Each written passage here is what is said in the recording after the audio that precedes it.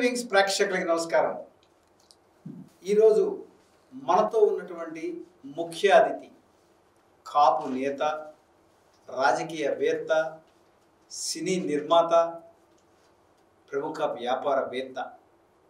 ఒకటేమిటి, అన్ని రంగాల్లోనూ ఉన్నారు వారు. వారి యొక్క 65వ జన్మదినం సందర్భంగా దాన్ని పురస్కరించుకొని సరదాగా వారితో కాసేపు. నమస్కారం రమేష్ గారు. ముందుగా మీకు మా విక్టరీ వింగ్స్ ఛానల్ తరఫున జన్మదిన శుభాకాంక్షలు. నమస్కారం అండి. Thank you. రమేష్ గారు, మీరు ఇదివరకు కూడా మనం కలిసాం, మీతో పాటు 2-3 ఇంటర్వ్యూలు చేయడం కూడా జరిగింది. చాలా అదృష్టం, మళ్ళా 3వ ఇంటర్వ్యూ మీ యొక్క ఈ జన్మదిన శుభ సందర్భంలో మనం మళ్ళా చేసుకోవడం అని. నాకు తెలిసి మీరు తిరుపతి వాస్తవ్యులు. మీ యొక్క బాల్యం, ఎడ్యుకేషన్ కూడా అక్కడే జరుగుతుంది కదా? తిరుపతిలోనే. ఎక్కడ జరిగింది మీ ఎడ్యుకేషన్? యాక్చువల్గా టంగుటూరి ప్రకాశం పంతులు హై స్కూల్లో చదువుకున్నాను. అప్పుడు ఒక ఆయన కూడా ఆ స్కూల్లో చదువుకున్నాడు, మాకు సీనియర్. మీకు ఎట్లా ఉందంటే, ప్రకాశం పంతులు గారు తూటాకి గుండెని అడ్డుపెట్టినాడు. మరి ఈ అపర రమేష్ కాసారం గారు, వెంకటరావు గారు చీఫ్ మినిస్టర్ బండికి అడ్డుగా నిలబడ్డాడు. బహుశా ఆ స్కూల్ యొక్క వైబ్రేషన్స్ మీలో వచ్చినాయేమో. ఆయన యొక్క ఇదంతా కూడా మీలో వచ్చి స్కూల్ కట్టడానికి నాంది పలికించినారంటే, అందులో 7th క్లాస్ అంటే పెద్ద మెచ్యూరిటీ వయసు కూడా కదా, 12-13 ఏళ్ళు ఉంటాయి. అప్పుడే పడింది మీకు బీజం. ఆ లీడర్షిప్ క్వాలిటీస్ అవన్నీ కూడా చాలా అద్భుతం అండి. మరి ఇందులోంచి సడన్గా మీరు ఈ రాజకీయ రంగంలోకి, అంటే మీ వాళ్ళు ఉండడం వల్ల ఇందులోకి వచ్చినారా? అదర్వైజ్ రాజకీయ రంగం ఫస్ట్ నుంచి మీకు ఇంట్రెస్ట్? మా ఫాదర్కి, మా తాతగారికి వాళ్ళ ఓన్లీ బిజినెస్. మాది హ్యాండీక్రాఫ్ట్స్ ఎక్స్పోర్ట్స్ బిజినెస్. ఓ అట్లనా. కాలేజీలో కంటెస్ట్ చేసినప్పుడు అప్పుడు మాకేమరా అంటే, కమ్మాస్ చాలా తక్కువ కాలేజీ స్టూడెంట్స్. ఓకే. కాపోస్ బాగుండేవాడు చదువుకున్నాడు. ఓకే. ఈయన పెత్తనం చెలాయించాలంటే కాపులతో బాగున్నాడు. కాబట్టి మీరు అంటున్నారు కాపులు చాలా చేశారు, మరి వాళ్ళు ఎందుకు అంతగా రావట్లేదు? మరి రాజకీయాల్లో చూడండి, ఇప్పుడు అది మా దురదృష్టం. మేమేం చేయలేము. మాకు మా ఫ్యామిలీస్లో ఏమవుతుందంటే, ఈ కాపు కమ్యూనిటీలో పెద్దవాళ్ళు ఎవరు ఎంకరేజ్ చేసేవాళ్ళు కాదు. రాజకీయాలు ఎందుకు లేరా, ఎదురు రాజకీయాలు. ఎంటైర్ మా జనరేషన్లో నేనే ఫస్ట్ వచ్చింది. అవునా? అప్పుడు మా ఇంట్లోనే మాకు అన్ని గొడవలు. అయ్యో. మా బిజినెస్ అన్నీ కూడా నాశనం చేశారు. అయ్యో. ఇన్ని 100 ఎకరాల ల్యాండ్స్ అన్నీ నాశనం చేసింది. వాళ్ళంతా తొక్కింది కూడా కేవలం నా స్పీడ్ తట్టుకోలేదు. అదే పిచ్చిలేదు. నాకు ఫస్ట్ టైము నేను కోఆపరేటివ్ బ్యాంక్ అనేది మాకు ఇండియాలో 2nd బ్రాంచ్. దానికి ఎలక్షన్ జరిగింది. దానికంతా సీరియస్. స్టార్ట్ చేసింది మా గ్రాండ్ ఫాదర్. ఓకే. చేసినప్పుడు అంతా ముదురు కేసులు అన్నీ, ఎవరు గురారెడ్డి, సిఎస్ రామయ్య, తిరుపతి. నాకు అప్పుడు దువ్వెన గుర్తించారు. దువ్వెన? ఓకే. నాకే తెలీదు, ప్రతి ఇంటి పైన దువ్వెన గుర్తుండదు. ఓ అయితే నాకు దువ్వెన వచ్చి ఇంకా 24 hours కాల ఒక్కసారిగా ఎవరు పాటికి వాళ్ళు బ్లూ మందు తీసుకోవడం, అప్పుడే చిన్న డబ్బాలో తీసుకునే బ్లూ మందు కలుపుకొని టేస్ట్ దువ్వెన. అదే మొత్తం తిరుపతి మొత్తం దువ్వెరైపోయింది. వీళ్ళకి ఆర్లకి వీళ్ళకి ఈ పిల్లోడైంది, వీడు ఇంత స్పీడ్ అయిపోయినాడు, వీడు తేడా మనం తట్టుకోగలుగుతామని చెప్పి వీళ్ళందరూ కూర్చున్నారు. ఈ ముసిరి కుక్కలందరూ కూర్చొని, నక్కలన్నీ కూర్చొని వీడిని ఎట తొక్కాలని ప్లాన్ చేసినారు. మాది అన్నపూర్ణ హోటల్స్ అని చెప్పింది. ఓకే. దానికి ఎసురు పెట్టినారు. మా ఫ్యామిలీలో ఇది చేసి, తర్వాత మాది అన్నపూర్ణ డాల్ మిల్స్ ఉండే, తర్వాత మాది ల్యాండ్స్ తిరుపతి టు రేణిగుంట, మీకు తెలిసిందే కదా. ఆ ల్యాండ్స్ని కంపల్సరీ అక్విజిషన్ పెట్టించినారు. రైల్వే కోచ్ ఫ్యాక్టరీ అక్కడ 80 ఎకరాలు అండర్గ్రౌండ్, దీనికి railway coach factory. Right side వచ్చే కాడికి అండర్గ్రౌండ్ డ్రైనేజ్ పెట్టారు. అది ఎన్టీ రామారావు గారు స్టూడియో కట్టాలని అనుకున్నాడు. ఆయన పంపిస్తే అప్పుడు మేమేమో మా ఫ్యామిలీ మెంబర్స్ పిల్లలు చాలామంది ఉన్నారు, వాళ్ళు మొట్టమొదటి రామోజీ ఫిలిం సిటీ మాది ఫస్ట్ ప్లాన్ చేసింది, డిజైన్ చేసింది, ఫౌండేషన్ వేసింది నేను. ఓకే. రామోజీరావు కన్నా బిఫోర్. ఎక్కడ ఎక్కడ వేసారు మీరు? తిరుపతిలో. తిరుపతిలో. అప్పుడు ప్రధానమంత్రి వర్క్ చేసినాడు పివి నరసింహారావు. ఆ. దాన్ని ఏం చేసినాడు వీళ్ళందరూ, ఈనాడు బ్యాక్ సైడ్ వస్తుంది, ఈనాడు రామోజీరావు ల్యాండ్ కూడా మాదే. దానికి అండర్ గ్రౌండ్ డ్రైనేజీ తిరుపతికి పెట్టాలంటే ఎక్కడా ల్యాండ్ లేదు. ఉంది ల్యాండ్, కావాలనే మమ్మల్ని ట్రబుల్ చేయాలని అది మొత్తం కంపల్సరీ అక్వేషన్ పెట్టారు. 92 ఎకరాలు ఇట్ట ల్యాండు, రైల్వే కోచ్ ఫ్యాక్టరీ పోయింది, ఇటుపక్క ల్యాండ్ అండర్ గ్రౌండ్ డ్రైనేజ్, ఇంకా మిగిలిన ల్యాండ్ ఇండస్ట్రియల్ ఎస్టేట్. వాళ్ళు ఆ హోటల్ ఇండస్ట్రీని ఎన్ని ట్రబుల్స్ పెట్టాలో అన్ని ట్రబుల్స్ పెట్టి ఆ హోటల్ని ఖాళీ చేయించారు. మా హోటల్ 24 hours నో క్లోజింగ్. అప్పట్లో ఇన్ని ట్రైన్స్ అన్నీ ఉండేది కాదు. టూరిస్ట్ బస్సులు నైట్ అంతా వస్తూనే ఉంటాయి. నైట్ అంతా పాపం అప్పట్లో దారి పొడికి ఎక్కడ హోటల్స్ మెస్సులు ఉండేవి కాదు. అప్పుడు తెరవగానే పాపం బిడ్డలు అల్లాడిపోతారు పాలకి దీనికి. అండాలుగా పాలు ఉడకతానే ఉంటుంది, పిల్లకాయలు పోస్తూనే ఉంటుంది. చాలా స్ట్రగుల్స్ పొందారు యాక్చువల్గా. మరి కాపు నేతగా మీరు ఏం చేయగలిగారు ఈ పొలిటిక్స్లో? వీళ్ళని ఎట్లాగైనా మనం యొక్క సంఖ్య పెంచాలి, మనం పెరగాలి అనుకునే దానికి మీరుగా ఏం చేశారు? ఏం చేద్దాం అనుకుంటున్నారు? పోనీ నా జీవిత ఆశయం ఒకటే. మేము 79లో కాపునాడు స్టార్ట్ చేసినప్పటి నుంచి ఒక కాపు వాడిని ముఖ్యమంత్రి చేయాలని మేము సిన్సియర్గా హానెస్ట్గా పనిచేయడం జరిగింది. ఏ పార్టీలో కూడా మేము ఏ చిన్న పదవి కూడా తీసుకోకుండా పనిచేయడం కారణం అంటే ఓన్లీ ఒక కాపువాడు ముఖ్యమంత్రి చేయాలనుకుంటే మీరు దానికి ఒక రెవల్యూషన్ తీసుకురావాలి కదా. రెవల్యూషన్ తెచ్చిన తర్వాతనే పాపం దేవుడు లాంటి రామారావు గారు కాపులకు అన్ని టికెట్లు ఇచ్చాడు. ఓకే. ఆయన పుణ్యంగానే మా వాళ్ళు 39 మంది ఎమ్మెల్యేలు అయినారు. ఇప్పుడు ఎంతమంది ఉన్నారండి ఈరోజు? ఎక్కడ తెలంగాణలో అయితే ఒక్క మంత్రి లేడు, ఒక్క మంత్రి లేడు. ఆంధ్రలో 3 మినిస్టర్లు ఉన్నారు. నారాయణ, పవన్ కళ్యాణ్ ఇద్దరు, రామానాయుడు గారు. అక్కడే 9 మంది ఉన్నాయి మినిస్టర్లు. ఈరోజు 3కి వచ్చినాం. ఇక్కడ చూస్తే ఒక్కడు కూడా లేకుండా. చీఫ్ మినిస్టర్ ఎవరైనా ఎప్పుడైనా?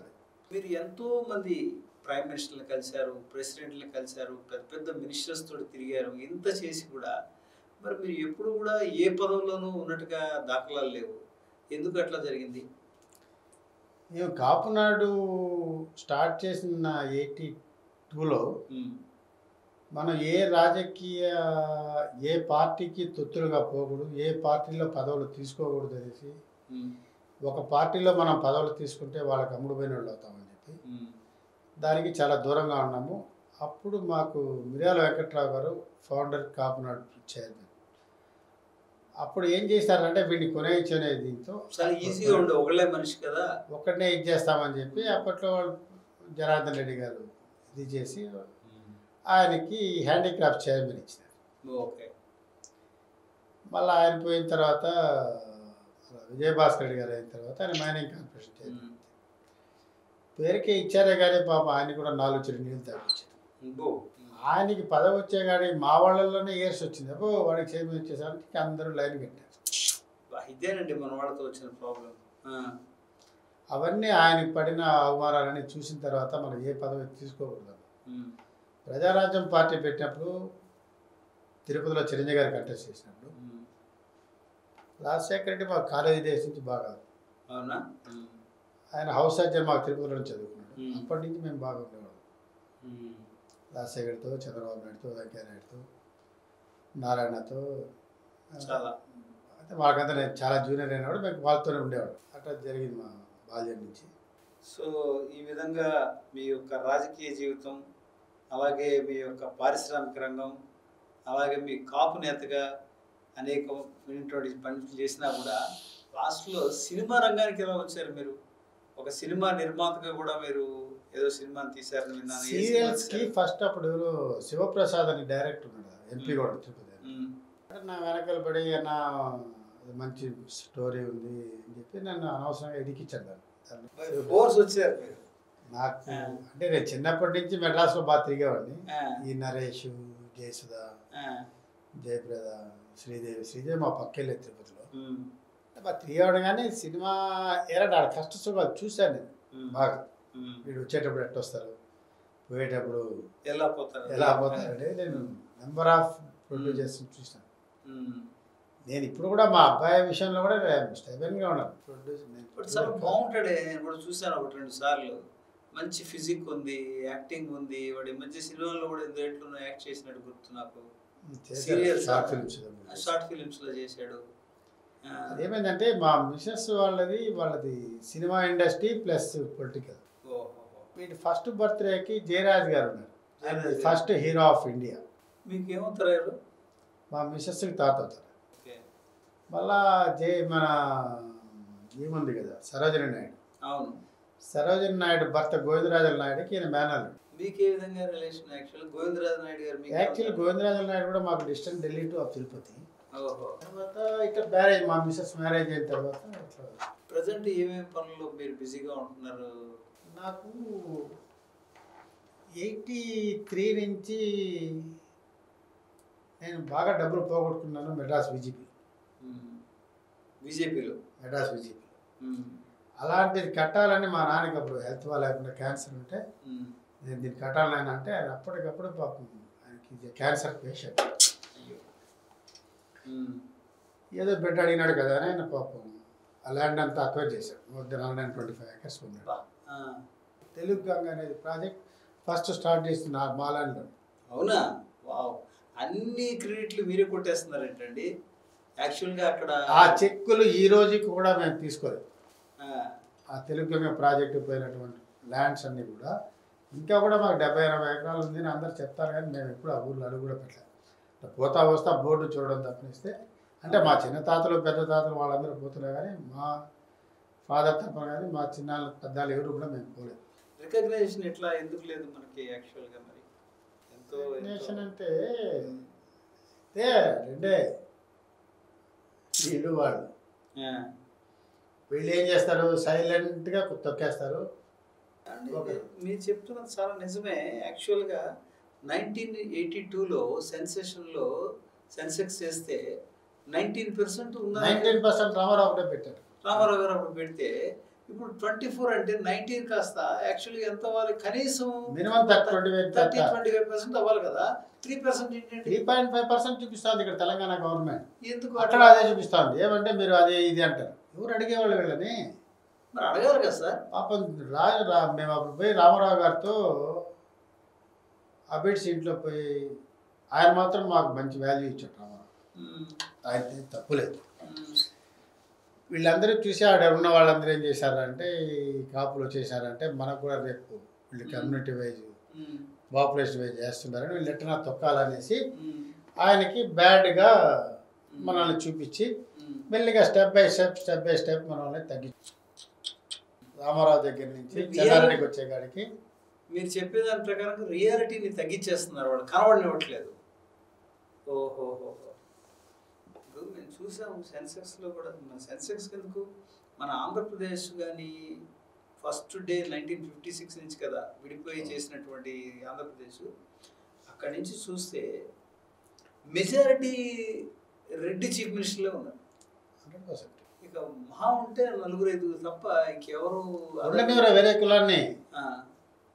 ఏమండి పీనస్మారావు కన్నా మేధావి లేరా? టంగుటూరు ప్రకాశం పంతులు మేధావి లేడా? అడగతినే వాళ్ళు ఏమో అడగతింటానే ఉన్నారు. చెప్తున్నవన్నీ కూడా ఈ సమాజానికి ఒక పెద్ద పివి నరసింహారావు గారు ఐ ఓపెనర్స్. ప్రధానమంత్రిగా దిగేసినాడు. అప్పుడు ఆ కేసు జరుగుతూ ఉంది. కేసు జరుగుతూ ఉంటే గవర్నర్ బంగ్లాలో ఉన్నాడు. యూఆర్కే ప్రసాద్, నేను ఆయన ముగ్గురు ఉన్నాం. ప్రసాద్ ఒక పని చేయను ఆయన అన్నాడు. ఏం సార్ అన్నాడు. అడ్వకేట్ల ఫీజు కట్టాలి ఆయన, నాకు అర్జెంటుగా బంజారాస్లో ఇల్లు ఒకటి ఉంది, అది అమ్మించినామంటే అడ్వకేట్ల ఫీజు కడతాను అన్నాడు. ఏంది అంకుల్ ఏం మీరు మాట్లాడేది, మన ఇల్లు అమ్మేది అన్న, నీకు తెలియని ఆయన అన్నాడు. వీరేశ్వర చరిత్ర బుక్లో రాసుకున్నాడు చూడండి. అప్పటికప్పటికి నేను ఆర్కేసులు అడిగి ఫోన్ చేస్తే సరే నేను ఫీ ఇచ్చేస్తానంటే ఆయన తీసుకోలేదు. నేను డబ్బులు కడతానంటే అడ్వకేట్ ఫీజులు కట్టించుకోలేదు ఆయన. అవునండి, అంత సిన్సియర్గా చేశారు ప్రధానమంత్రి. అది దొంగ కేసు, అనవసరమైన కేసు పెట్టారు పాప ఆయన. అన్పాపులర్ చేయడం కోసం కానీ అదర్వైజ్ తెలంగాణ ముద్దుబిడ్డ నిజంగా అద్భుతమైనటువంటి సాహితీ ఎలాంటి వాళ్ళు ఉన్నారండి తెలంగాణ ముద్దుబిడ్డలో. పీనస్ వారు ఏం తక్కువ చేసి ఈరోజు మనం ఇంత హాయిగా ఉన్నాం అంటే ప్రధానమంత్రి పీనస్ వారు పుణ్యమే కదా. ఆయన చేసిన రిఫార్మ్స్ వల్లనే ఈరోజు దేశం ఎంత హ్యాపీగా ఎంత సుభిక్షంగా ఉంది. ఆయన మన్మోహన్ సింగ్ గారు ఆయన సెలెక్ట్ చేసుకున్నట్టు ఫైనాన్స్ మినిస్టర్గా. మరి ఆయన నేను కూర్చోను ఆ రోజు. నేను వస్తాడంటే స్కూల్ పిల్లలు కాలేజ్ మాదిరిగా ఒక డబ్బా ఎత్తుకొని వస్తున్నాడు.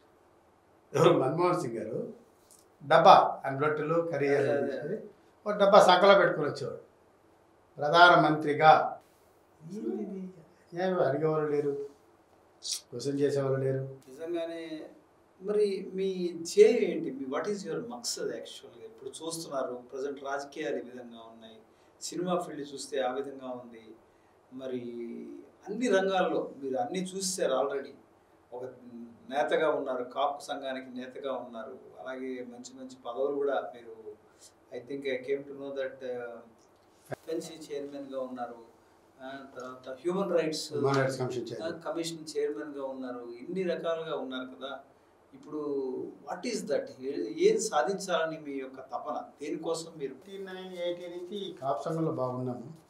సత్యలోకి కాపాడు ముఖ్యమంత్రిగా చూడాలనేది తప్పకుండా మీ మా దరిద్రం ఏమంటే ప్రతి 10 సంవత్సరాలకి ఒక కాపాడు ముఖ్యమంత్రి స్థాయికి అట్లా వస్తున్నాడు. వాళ్ళని అడ్రస్ లేకుండా చేస్తాం. మొట్టమొదటి కాపాడు పార్టీ పెట్టింది జయసూర్య. జయసూర్య గారి పార్టీ ఏమైందండి ఎక్కడ ఎవరికి తెలుసా జనాలకి? జయసూర్య అంటే కూడా జయసూర్య అనే వ్యక్తి కూడా ఎవరికి తెలియదు. అట్లా కనీసం ఆయన ఫోటో కూడా ఎక్కడ గూగుల్లో కూడా దొరకదు. ఆయన ప్రాపర్టీ మొత్తం సెంట్రల్ యూనివర్సిటీకి అబిడ్స్ ఇల్లు.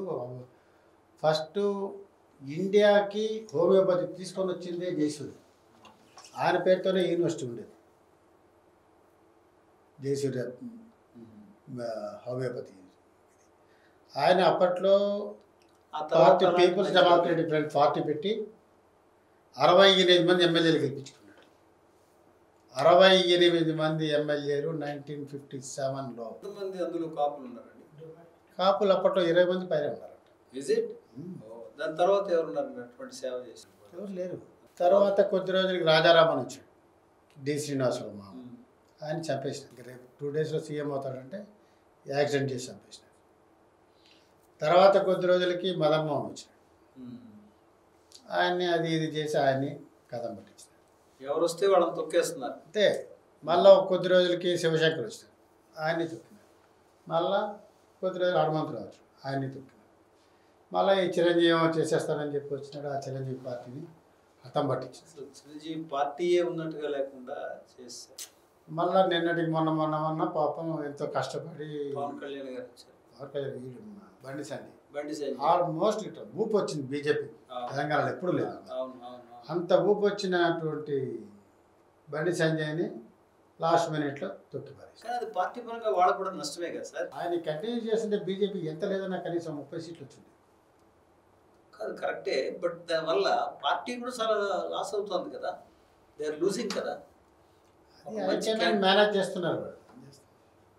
ఈ చెప్పేవాడు సరిగ్గా లేరు అంటారు బ్రదర్. ఎంత కుమ్ముడు ఏమంటారు, కుమ్మక్కైపోయి. నిజంగానే చూస్తుంటే మనం ఏదో సినిమాలు చూస్తే ఇలాంటివన్నీ చూస్తూ ఉంటాం, కానీ సినిమాలు కాదు, నిజంగా జరుగుతున్నదే సినిమాలు తీస్తున్నారేమో అనిపిస్తూ ఉంటుంది. ఎనీవే, మేము మొదట్లో ఈ కాపునాడు స్టార్ట్ చేసినప్పుడు 82లో అప్పట్లో ఇన్ని బస్సు రూట్లని కార్లు లేవు. మాకు 3-4 ఉండేవాళ్ళు పెద్దోళ్ళు. మిర్యాల వెంకట్రావు, ఆకుల శివనాయుడు, జిఎస్ రావు, ఇంకొక 10 మంది. ఒక అంబాసిడర్ కార్లో మినిమం ఎన్ని మంది పడతారండి? 4-5.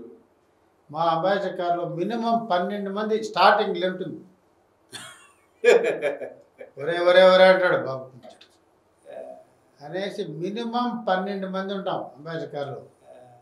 ఆ కారు ఎక్కడ పోయి నిలిచిపోతుందో తెలియదు. అది టైర్లు ఉండవు, పంచర్లు వేసేవాడు ఉండడు, తినాలంటే మెస్సులు ఉండవు.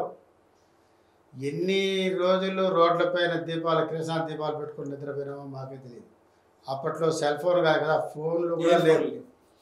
ఎవరో వెంకట సుబ్బయ్య రాజంపేట అంటాడు. ఆ వెంకట సుబ్బయ్య రాజంపేట పోతే 100 మందిని వెంకట సుబ్బయ్య అంటారు. వీళ్ళ పట్టే కాడికి వాడు అడిగే కాడికి 6 రోజు పోతుంది. సరే వాడిని పెట్టుకోరు నేను అందరు కలుపురా అంటే వాడు ఒక మీటింగ్ పెడతాడు. మళ్ళీ ఆ పక్క అక్కడ బలిజలు, ఈడ తెలంగాణ దీనికి వస్తే గుంటూరుకి వస్తే తెనాలికి వస్తే తెలగలు, గుంటూరులో సగం భాగం వచ్చే కాడికి కాపులు ప్లస్ బలిజలు అంటారు. ఒక కాపు అనేవాడు కృష్ణా జిల్లా, ఈస్ట్ గోదావరి, వెస్ట్ గోదావరి 3 జిల్లాల్లో మాత్రమే కాపులు ఉండేవాడు. సరే మేము దీనికి ఇట్లా కాదు అని చెప్పేసి విజయవాడలో మీటింగ్ పెట్టాం. కాపునాడు మీటింగ్ పెట్టేదానికోసం ఒక మీటింగ్ పెట్టాం. దీన్ని ఏదో బ్రాండ్ చేయాలా, మీరేమో బలిజలు అంటారు, ఈడొస్తే తెలగలు అంటారు, ఆడొస్తే కాపులు అంటారు, ఆడపోతే మున్నూరు కాపులు అంటారు, అక్కడ పోతే ఇదంతా డివైడ్ చేశారు కావాలని. వీళ్ళంతా వాంటెడ్లీ వీళ్ళంతా ఒకటిగా ఉంటే మనం పొలిటికల్గా వీళ్ళని బీసీ చేశారు. తెలంగాణకు వచ్చే కాడికి మున్నూరు కాపులు బీసీలో ఉన్నారు. వాళ్ళు ఏం చేశారు, మీరు కాపులు కలుపుకున్నారంటే మీ బీసీకి స్టేటస్ పోతుందని వాళ్ళకి మాకు గొడవలు పెట్టారు. అదే మరి తూర్పుగోదావరి దీంట్లో వైజాగ్, శ్రీకాకుళం, విజయనగరం ఆ 3 జిల్లాలు తీసుకొని వాళ్ళు తూర్పు కాపు వాళ్ళకి బీసీ స్టేటస్. అదే మరి మాకు రాయలసీమలో కూడా కొన్ని కాపుస్లోనే ఒక సబ్ కాస్ట్లో కొన్ని మందికి బీసీ సర్టిఫికేట్ వాళ్ళు ఇట్లా డివైడ్ చేసి ఈ విధంగా చేసినారు. ఎనీవే, విక్టరీ వింగ్స్ ప్రేక్షకుల ద్వారా ఈరోజు రమేష్ కాసారం గారి ఇంటర్వ్యూని మనం చూసాం. మన ప్రేక్షకుల అందరి తరఫుని కూడా వారు క్లుప్తంగా చెప్పినా కూడా, డీటెయిల్గా చెప్పినా కూడా ఒకటే విషయం, కాపునాడు అనేటువంటి దానికి చాలా అన్యాయం జరుగుతోందని, కాపునాడిని పైకి తీసుకురావాలని కాపు వర్గానికి ఆయన ఆధిపత్యం వహిస్తున్నారు.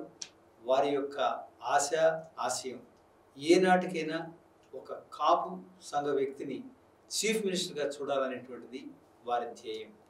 తప్పకుండా ఆశయం ఫలిస్తుందని ఈ జన్మదిన శుభ సందర్భం ప్రేక్షకుల తరఫున మేము కూడా ఆశిస్తూ సెలవు తీసుకుంటున్నామండి. నమస్కారం.